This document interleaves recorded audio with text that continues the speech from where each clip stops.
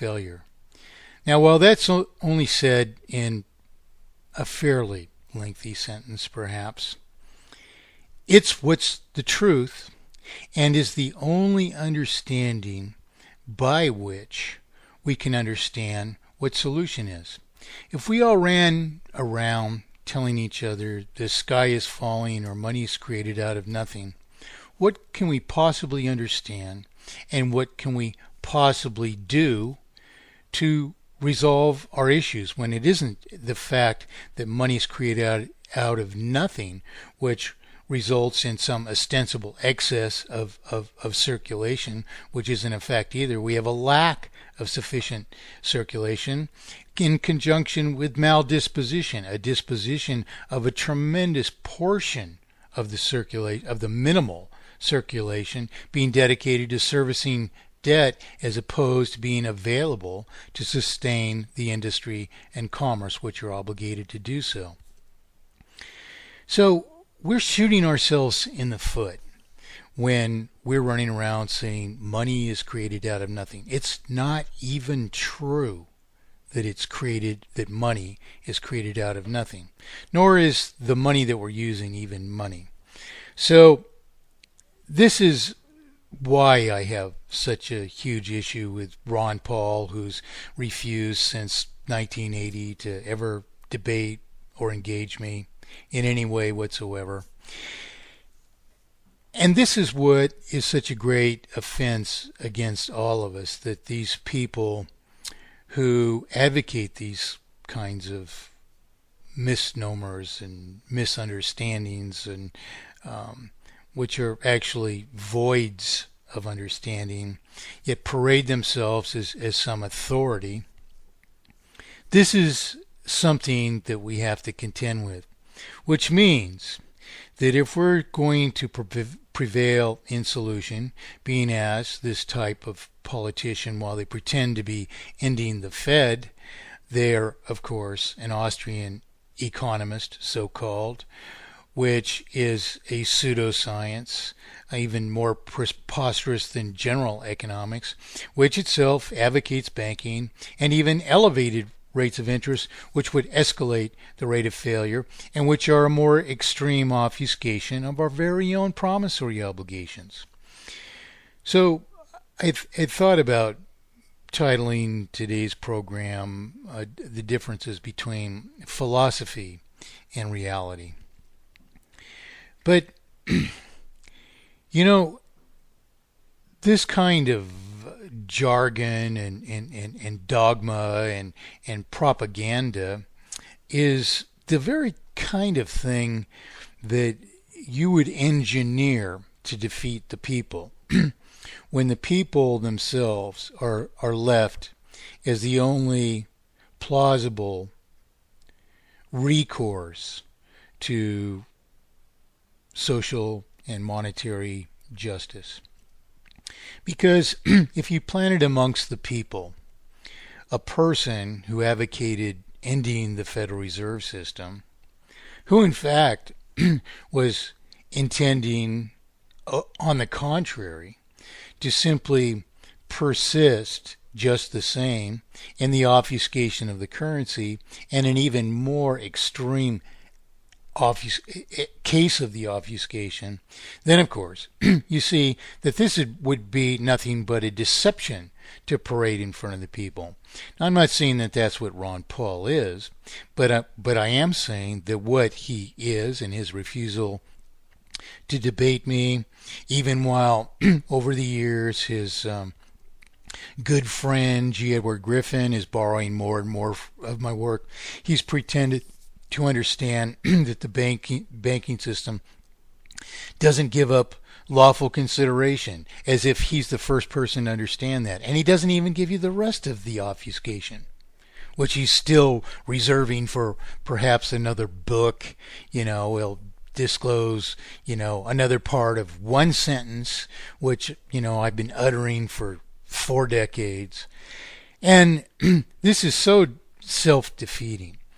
Because starting at the candidate who misrepresents the object of dismantling a process which is results in inevitable terminal dispossession, and replacing it with the only just and sustainable process, which is mathematically perfected economy, when that's our object, that's inherently our object, whether we realize it or not. If we want monetary justice, if we want social justice, if we want peace in the world, that's our object. So, if someone just stands up and claims they're against this bank, and we presume that they're going to end it, when in fact they boast of being an Austrian economist, so-called, and Austrian economics, so-called, is all about banking. And I've read you the first parts of the article by, it's not an article actually, but it's a presentation that Friedrich Hayek, the well-known Austrian economist, gave in 1975, where he's claiming that the same words that Ron Paul uses, that the only honest money will ever return to us when the production of money is taken out of the hands of government and put in private banks, which is where it was at the very time that Hayek is claiming that the problems just come from the government. Now, this whole pattern of communication is really what's wrong here. When someone says that the money comes from the government, when it's coming from private banks, and when they're saying that they're advocating that it come from private banks to fix all the things that are wrong simply because it comes from government. Not saying how, but just attributing it to a fact of coming from government, which fact doesn't even exist. And you have a whole purported pseudoscience of Austrian economics, which doesn't even challenge their own author on these incredible deviations from fact. The government's not issuing the money. 12 private banking corporations are issuing the money. You see? And we make this person who advocates Austrian economics is going to save us our next president, and we're in deep trouble, ladies and gentlemen. Ron Paul is himself, sidestepped every question of how you're going to get where you claim you're going to take us, to a return to the gold standard. And it's decades, after 3 decades after I introduced work that disproves that we can ever return to the gold standard, that it would only hurt us, that we couldn't have a circulation which would sustain all the industry and commerce that we're capable of. When I've explained for decades how this would subvert all promissory obligations, and I don't just mean the formal ones that are issued as currency, but I mean contracts to deliver property at any time to anyone, because when the value of money goes up by reason of disparity between represented property and circulation, then the holders of property are injured unrightfully, and when the opposite happens, of course, the value of money goes into decline, and of course the holders of money are injured. What we want is the value of property and the value of money to be perpetually consistent with each other. But today you see in like the New York Times, I just caught up with some email yesterday and visited some articles, quite a few articles, and it's just so bizarre to be having done this for 43 plus years, and then to discover in the New York Times yesterday some economist is advocating, well, what if economics actually made sense, and he's trying to convey that there might be some way that we could make sense of it, only he hasn't got his finger on the first thing yet, not even the first thing. Yet this message and this explanation has been here for 43 years. A 16-year-old advanced mathematics student shot the lie of economics down, proved it's nothing but a facade, that it's terminal, that it's nothing but a process that escalates injustice. And here, 43 years later, young people who need the economy to be straightened out more so than any of the rest of us, because we've had, to some extent, a free ride on the obfuscated, falsified debts that have served us and that we haven't repaid, and we are accumulating and are passing on to the youngest generation. And so, even worse, we've got this group discussion commandeered by this one individual who's been doing this, he says, 15 years, one-third the time that I have. He's speaking to the very original author of a thesis of inevitable failure. No one in the world was talking about this at the time.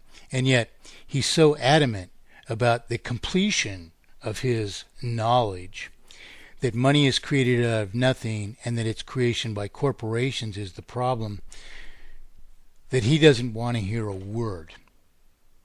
Not a word. Quite possibly, if this young lady wasn't the daughter of a good friend of mine, I might never have been heard at all.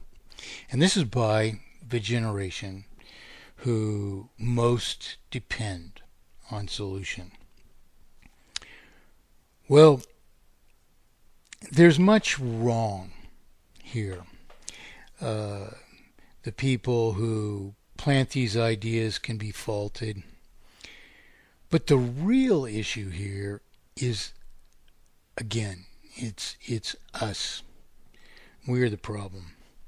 Why?